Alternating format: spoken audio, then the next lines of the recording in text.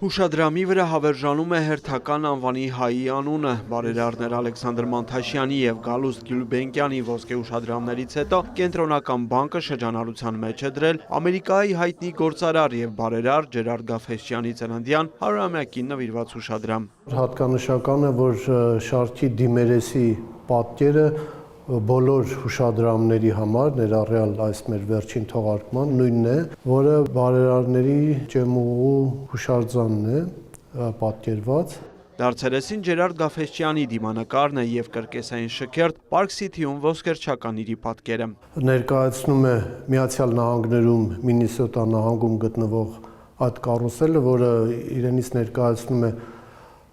մշակութային և պատմական արժեք և որը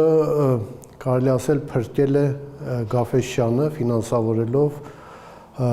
այդ կարուսելի վերականգնումը։ Ջերարդ Գաֆէսճյանը ծնվել է Միացյալ Նահանգներ ներգաղթած հայ ընտանիքում, լինելով Վաշինգտոնում Հայոց ցեղասպանության թանգարանի հոգաբարձուների խորհրդի անդամ, զգալի նվիրատվություն է կատարել թանգարանին, աջակցել ցեղասպանության զոհերի ու շակոթողի կառուցմանը։ Գաֆէսճյան ընտանիք հիմնադրամը իրագործել է բազմաթիվ հայրենանպաստ ծրագրեր։ Հուշադրամը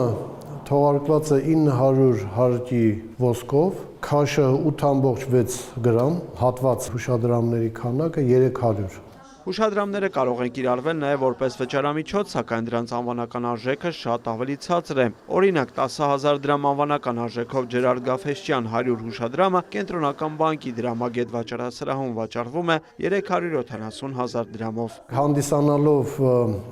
Հայաստանի Հանրապետության արժույթ, ունեն անվանական արժեք, սակայն իրենց իրական արժեքը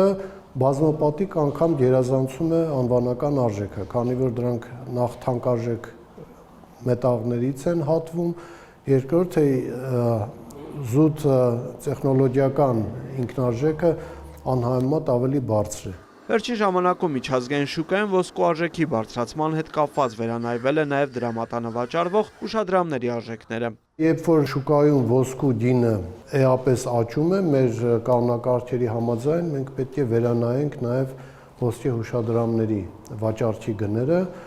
որպեսզի հուշադրամը չդիտարկվի որպես զուտ թանկարժեք մետաղի լոմ։ Արժույթի թողարկման և դրամագիտության կենտրոնի ղեկավարի խորհուրդն է չբացել հուշադրամների պատիժները։ Եթե մատնահետք է հայտնվում հուշադրամի վրա, իր հատկապես այն հայելային մակերեսի վրա, այդ մատնահետքը հետո շատ դժվար է ջնջելը, ինչը մաքրելը, ինչը էապես որակազրկում է հուշադրամը։ Նախատեսվում է, որ 2026 թվականին գլխավոր դրամատունը կթողարկի նաև ամերիկահայ հայտնի գործարար Ալեք Մանուկյանի հուշադրամը։ Իսկ այս տարի կթողարկվեն Ավետիք Իսահակյանի ծննդյան 150-ամյակի նվիրված ոսկե և Հենրիկ Մալյանի ծննդյան 100-ամյակին նվիրված արծաթե հուշադրամները։ Բրիր Մկրտչյան, Արամ Հարությունյան, լուրեր։